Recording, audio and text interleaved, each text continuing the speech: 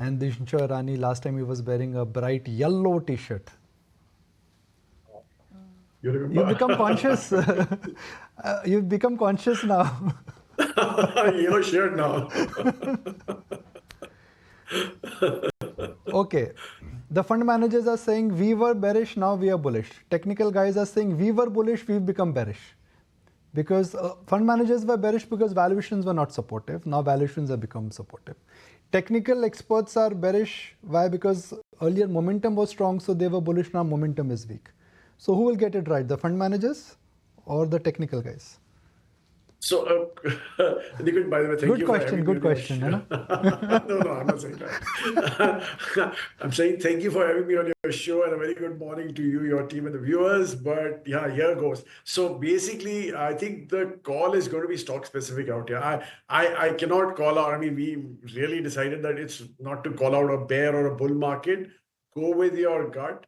The gut tells us that look, we're somewhere close to the bottom. I mean, and it's obvious from the way the momentum also has waned. If anything, I mean, I've been on the road for the last 1 week trying to, I mean, basically be marketing our mid-cap fund now. We just launched it recently. And the sentiment in the distribution space is fairly buoyant. I mean, they are also very keen, but the fact is that unfortunately, when you have enough ideas, there's not enough money to be deployed in those ideas because money flows in only at the peak.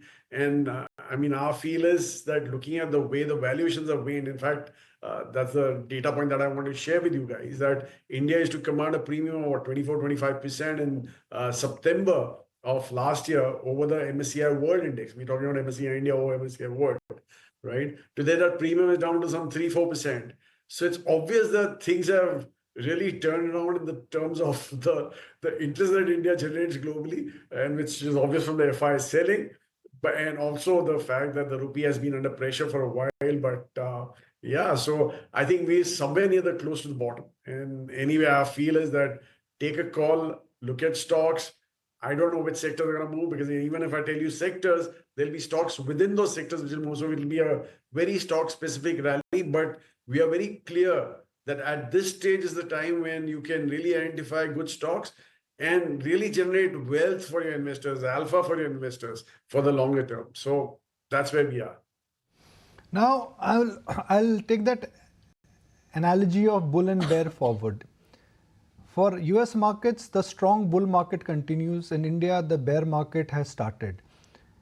I've never seen such a divided world, right? Because if it is a bear market, it is a bear market in equities in general. If it is a bull market, it is bull market for equities in general. In India, it does not feel it. It is actually true that in small and mid cap stocks, the bear market has started. So, okay, Nikunj, one thing, I mean, the US bull market that you're referring to, I think it's driven by mainly those 7 odd stocks as such. And they're all driven by AI. I mean, you saw what DeepSeek did one day that they reported numbers. So it's obvious. And now we're talking about quantum chips and stuff like that from the US.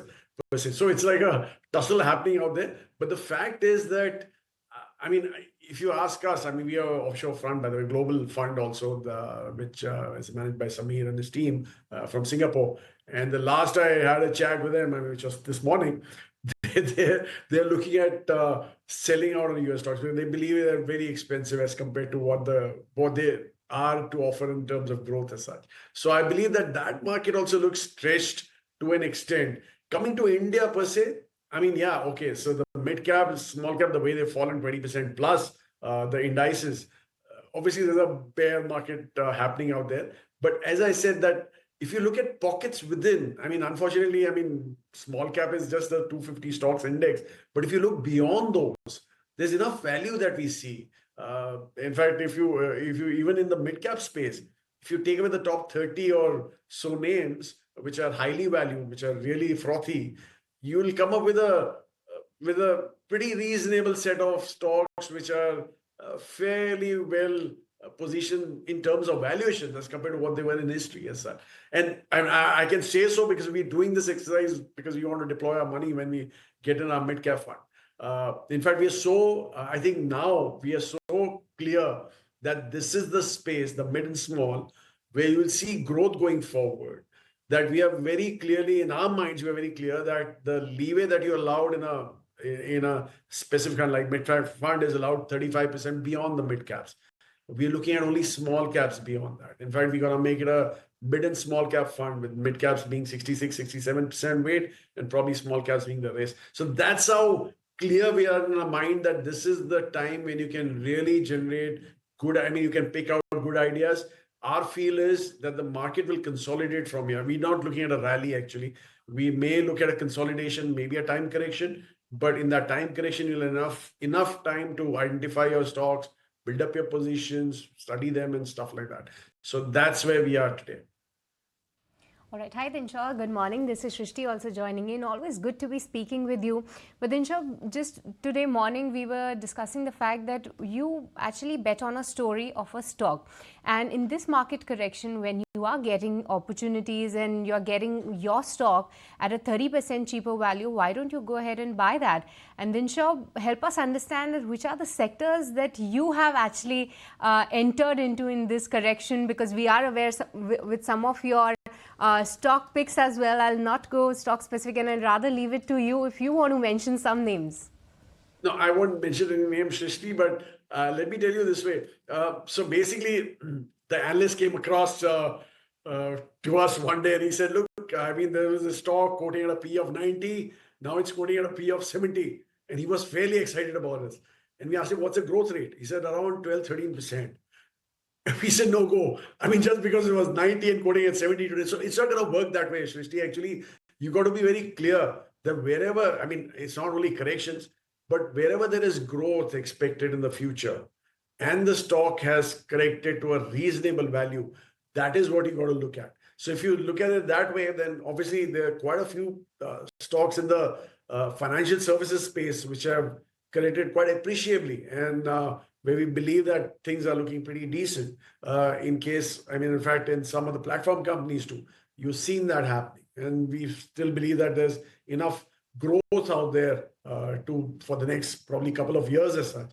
And also, I mean, in the capital goods space, and basically when I say capital goods, it's domestic goods. We're not talking about China plus one plays or outsourcing plays. It's mainly domestic capital good focused companies where we believe there's a lot of value now being shown up. भैया नया कुछ बताओ. Financials तो सुन के bore हो गए. I mean, that is the reaction everybody has now. Everybody is coming in saying financials, and that is a problem. When everybody says something, it does not work. वो कहते हैं ना बोर हो गए अब. नया कुछ बताओ. You have a reputation of finding something new. That is what Helios represents for. Buy the next theme. That's how you market your funds, right? By the way, the sector rotation theme is normally the one where you end up losing the most. So it's better to stick to your convincing stocks at this point in time than try to take newer bets. But frankly, I mean, Nikunj, that's why I didn't call out banks. I said for services, because I think the correction out there has been pretty sharp. And some of the value that you can see there is obvious in our minds, at least, so that way. Right. Dinshaw, good morning. Cheryl also joining the conversation. And you did, apart from financials, which we've heard everyone talk about, you did mention about platform companies as well. And now platform companies, that entire pool is also increasing in size, given the fact that you have another listed player also. What's your take coming in on these platform companies? Which one would you bet on? And what would be your thesis for that? So, Michelle, so basically, the largest guy is what we're betting on today. We think the reaction of the other platform company, I'm talking about quick commerce right now, I won't take names here, but you can very well guess what we're talking about, to the competition that has come into the market was fairly a bad Dinshaw, sorry to button there. I can't imagine. Sorry to button there. So given the fact that you said largest players, so should I read between the lines and make it easy for the viewers? Are you talking about Zomato here? I won't say yes or no to that, but you know what the answer is. But anyway, so here's what it is. So basically, when in one quarter, the competition proves so overwhelming for that particular company, the second place company, that the losses triple in the quick commerce space. Obviously, there's a problem there. So that's why we're not too keen on that now. I really appreciate the way the largest guy basically faced the competition by working on his back end, working on his logistics. In fact, he preponed all his plans for 2 years to 1 year as such, and that's why that stock probably suffered at that point in time. But the other one just fell off the cliff. So anyway, that's on the quick commerce space. We're very clear on the fintech space. I think there's a clear winner out there, and that winner remains with us. So these are the few platform companies that we are very clear on. And again, as I said, that in the capital goods space also, you're seeing some value creeping in again. We take our time. We're not gonna be rushing into this space. So probably you'll see some new names coming into the portfolio there too. So Dinshaw, let's understand, if the starting point is today, what are the risk on the horizon? Is it valuation, it is earnings? What is the risk on the horizon? So, Nikunj, actually the risk is, I don't think earnings is a risk, because if you see, the base has now become, I mean, it's more and more becoming attractive. In fact, December was a surprise for us. I wasn't expecting any growth in December in earnings, NSE 500 if we talk about.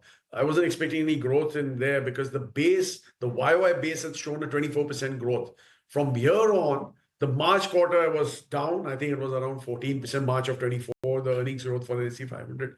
And going into June, it was 4% and then -4 in September. So it's obvious that the base has become more attractive. So valuations, I don't think are going to be not valuations, growth rates are not going to be that a bigger problem. Obviously, valuations in pockets are looking fairly stretched still, because I don't think the corrections in those pockets have happened the way we expected them to happen.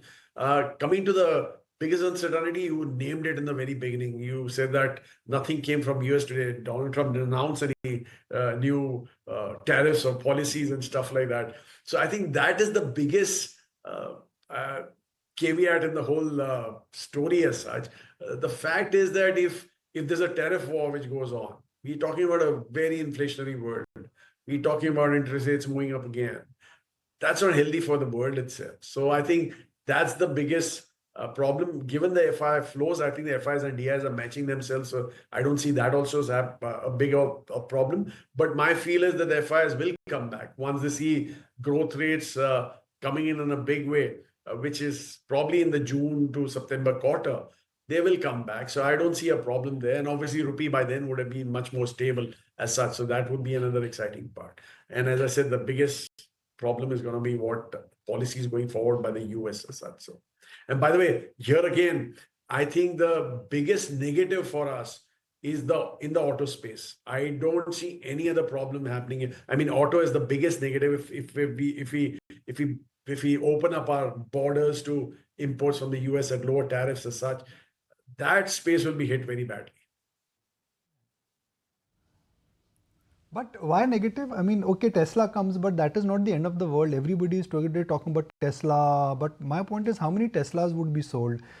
Tesla will not come less than 30-40 lakh rupees. But in India, you have a sedan market, you have a two-wheeler market. So optically, yes, Tesla comes to India, it will intensify competition. But then not everybody is competing with Tesla.